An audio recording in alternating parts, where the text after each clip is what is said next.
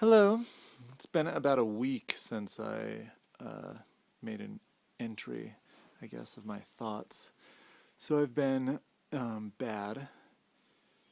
Part of the problem was that I got my laptop, and for some reason, being able, like the laptop, curses and blessings, because on one hand they're a little personal entertainment device that allows you to be entertained. It takes away the boredom, but then there's somehow a way that it creates a boredom of a different level. There's like this depth of boredom that you get being constantly entertained in these like small short bursts. And yesterday I got like almost not hysterical, but I guess kind of intense cabin fever, which I think laying around in a bed, I think it's been almost 3 weeks, and rarely going outside just kind of makes you a little crazy in a way. So I'm rethinking some of my theories about the future of the rest home. When people lose their ability to move and go into rest homes. I mean, it's bad now, and I've been thinking that the future could potentially be a lot better as, the computer generation, the computer addicts finally get to spend as much time as they want staring at their computer screens and still interacting vivaciously with a community of other people, still able to maintain social relationships. But there's something else that happens, I think, if you don't really structure your time at the laptop that can lead to a different sort of desperation.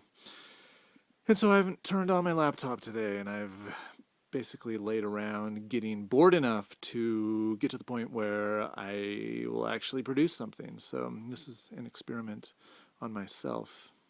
I keep thinking little thoughts, but never anything that feels exciting enough while I have the distraction of the laptop around to be able to talk. And so I sit filling myself with information and data and all these ideas until I get completely sapped.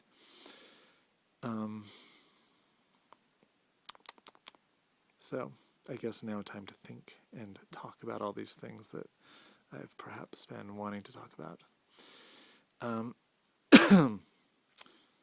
don't have a cough. It's just that my voice has been all weird since this happened. There's like something in the back of my throat constantly. Okay, so one thing that I wanted to dwell on is the prevalence of forms in the medical establishment and what they actually mean or might seem to mean, or what I suspect them to mean. So I'm constantly baffled at how often I, engaging this bureaucratic system, am required to fill out the same information over and over and again. Birth date, of course, social security, date of birth, and then a long list of allergies that is asked again and again in writing and then in person. So it's like this whole experience of filling out the same information again and again kind of leads to a certain sense of self-doubt. It's like, sometimes you get in the mode where, I kind of want to minimize all these like little things that have happened to me, little bumps and knocks and sicknesses and whatever. And I mean, I haven't been a very sick person in my life, but still, it's like I kind of get a certain pride in hitting no for almost all of them. And for almost all of them, it's true. It's like I have a cat allergy. But I don't mention that I'm also allergic to horses because I rarely encounter them. So there's always this kind of little bit of concealment that happens. And on some days that I'm feeling differently flippant or open, then I might write something slightly different down. And so this whole system of getting you to write down the same information again and again leads to a certain paranoia, even though I think it's probably unfounded, because why are they really asking for this information again and again? It's probably because they don't share this information at all, and that every folder needs to be filled with this information, and so they just kind of do it over and over because it's an inefficient system. But still, there's always the nagging self-doubt that they're somehow checking for the inconsistencies between answers, and that's how they really get to know what kind of person you are. They're always asking the same questions. It's a ritual of sorts. And I think you can go further with this. If I could only get that out of my throat. You could go further with this, because there is, ritual behavior and superstitious behavior come out of what I guess the Western world would deem irrational behavior. There's a certain sort of sense of, if you can identify a ritual or a superstition in something, then that means that whatever group is performing that ritual, they're doing it out of irrationality, out of non-Western scientific rationales. Rationalities. Everybody maybe is rational. So this desire to get you, the patient, to fill out this information over and over and over in this ritualistic manner of repetition is, I think, a response to a superstitious irrationality or a fear. I mean, they are rational, right?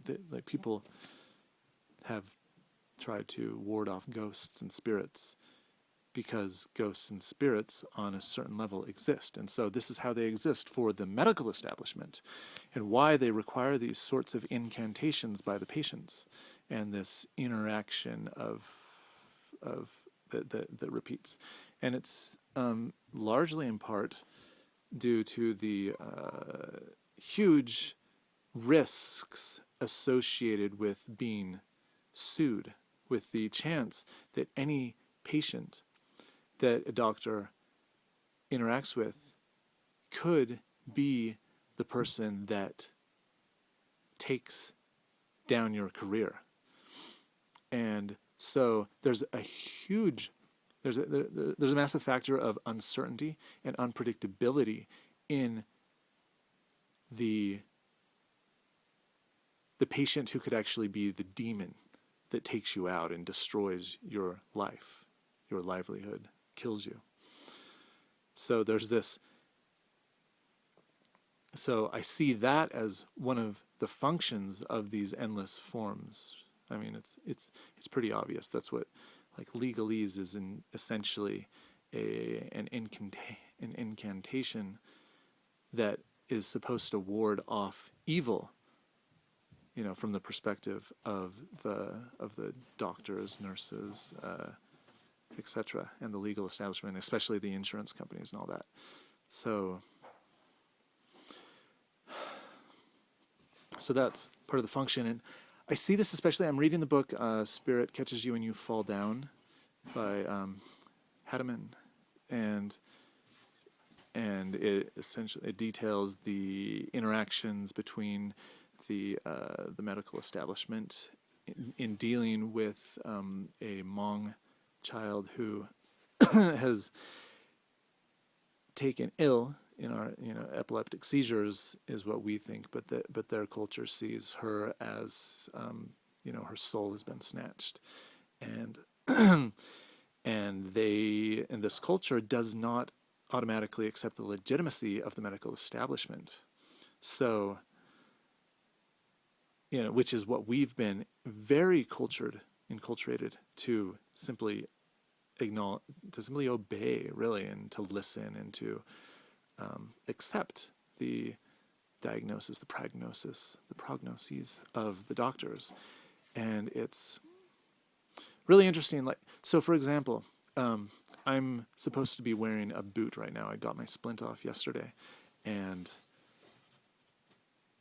I'm not exactly sure why I'm supposed to be wearing the boot, because I'm also supposed to be doing exercises with my foot. I'm supposed to be doing the ABCs with my foot and stretching them and using this mystical rubber band that needs to be operated by myself for 3 of the 4 exercises and by another person for the other one. You know, there are these details when actually I'm kind of a fidgety person and I'm simply stretching my foot all the time now that I know that I can without injuring it. So, so the boot I'm supposed to wear, but I don't really know why. I have no idea if it's to keep things in place or if it's to protect it from getting hit by things. And I guess I should have asked the doctor, but I've looked it up online and nobody says. I've looked up the company. I've tried to figure out what the function of this thing is that I paid $75 for. And nobody really says anything. You're simply supposed to accept what the doctor says to do. And this culture doesn't. And so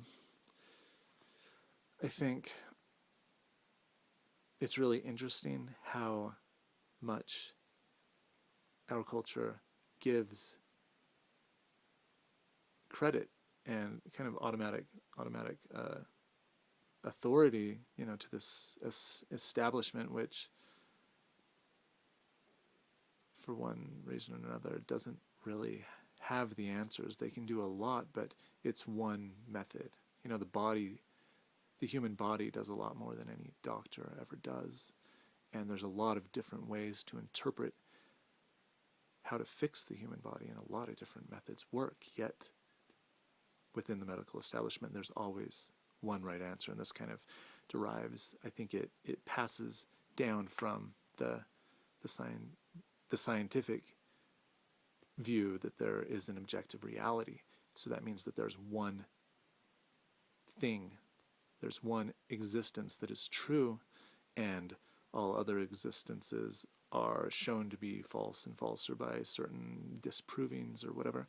And that idea actually leaks out a little bit into the medical establishment. It's not complete, because sometimes you do get options on what to do, but for the most part, you're told what to do, and that there's one solution. And, you know, 5 years later there'll be a new technique, and that'll be the solution. And so it's kind of interesting that ideology is permeating down throughout these other systems that rely on that same ideology, even though those ideologies don't exactly apply to complex systems like the human body and probably geography, economics, and a whole bunch of other things. So with that, I shall sign off. Thank you for listening.